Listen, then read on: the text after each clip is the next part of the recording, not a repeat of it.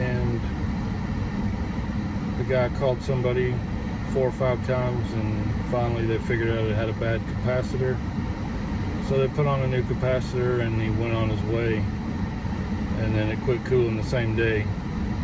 So when I come out here, I'll find that the capacitor for the fan is wired to the hermetic side of the capacitor. So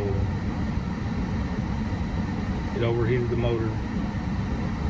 So I cooled off the motor, switched the fan wire to the fan side of the capacitor, and voila, it's working.